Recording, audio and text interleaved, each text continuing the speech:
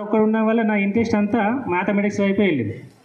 So intermediate అయిపోయింది, degree అయిపోయింది, PG central యూనివర్సిటీలో జాయిన్ అయ్యాను. ఓకే, సో ఇప్పుడు కదా మీకు ఈ యూనిట్ టెస్ట్ అంటే ఇప్పుడు అసెస్మెంట్ ఉంటాయి కదా, ఫార్మేటివ్ అసెస్మెంట్. సో అక్కడికి వెళ్ళిన తర్వాత మాకు ఇంటర్నల్ అని ఉంటాయి. ఇప్పుడు ఒక 40 మార్క్స్కి అట్లా. ప్రొఫెసర్స్ ఎట్లా ఉంటారంటే వాళ్ళు చెప్పింది మనం అర్థం చేసుకోవాలి, ఒకసారి అర్థం కాకపోతే 2-3 సార్లు చదవాలి, బుక్స్ రెఫర్ చేయాలి, ఎగ్జామ్స్ రాయాలి. ఫస్ట్ పెట్టిన ఎగ్జామ్లో హైయెస్ట్ మార్క్స్ 20కి 8 మార్క్స్. హైయెస్ట్ ఎంత? 20కి 8 మార్క్స్. సో సార్ ఏమన్నారంటే ఈ 5 మార్క్స్ కంటే తక్కువ వచ్చిన వాళ్ళు ఈ పీజీ వదిలేసి వెళ్ళిపోండి, మీరు ఇక్కడ సెట్ కారు, మీరు పీజీ చేయలేరు ఇక్కడ అని అనేసరికి ఒక స్టేజ్లో ఏమైంది, స్ట్రెస్ ఎక్కువైపోయి నేను కూడా ఈ సెంట్రల్ యూనివర్సిటీలో నేను పీజీ చేయలేను, వీళ్ళ లెవెల్ని నేను క్యాచ్ చేయలేదు, అందుకోలేదు. సో ఎట్లా వెళ్ళిపోదామని అసలు ఇంకా వెళ్ళిపోదాం, ఆల్మోస్ట్ టీసీ కూడా వదిలేసి వద్దామన్నంత నిర్ణయానికి వచ్చేసాను. కానీ దానికంటే ముందే నాకు ఇంకొక ఎక్స్పీరియన్స్ ఉంది. నేను 10th అయిన తర్వాత ఇంటర్మీడియట్ సైన్స్ కానీ చేయలేదు. మళ్ళీ స్పాట్ లిస్ట్లో ఇక్కడ ఉన్న రుక్మాపూర్ స్కూల్ ఇంటర్మీడియట్ చేసిన రుక్మాపూర్ స్కూల్ సైనిక్ స్కూల్, ఇప్పుడు సైనిక్ స్కూల్, అప్పుడు general residential school. So first అక్కడ జాయిన్ అయిన తర్వాత ఏమైంది, అక్కడ సేమ్ ఇదే స్ట్రెస్.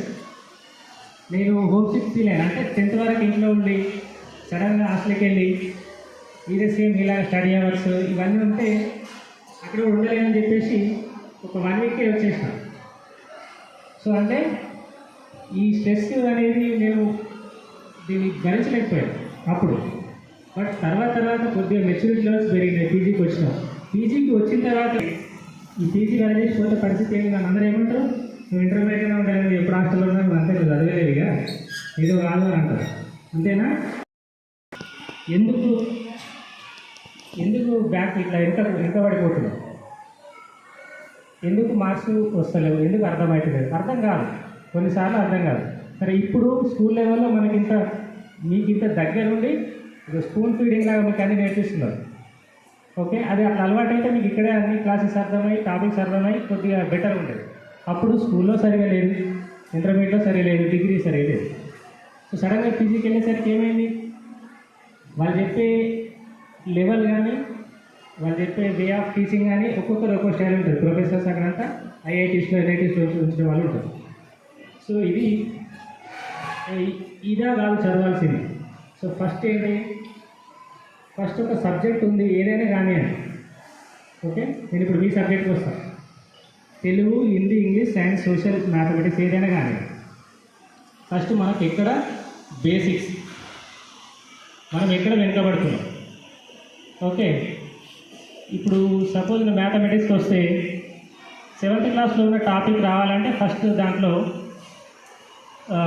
ఫర్ ఎగ్జాంపుల్ నేను ఇప్పుడు మ్యాథమెటిక్స్ ఏదైనా ఉంటే ఓకే ఫ్యాక్టర్స్ అనేది తీసుకున్నాను అనుకోండి, ఫ్యాక్టరైజేషన్ అనే టాపిక్ తీసుకున్నాను అనుకోండి, ఫస్ట్ దానికి నెంబర్స్ రైట్.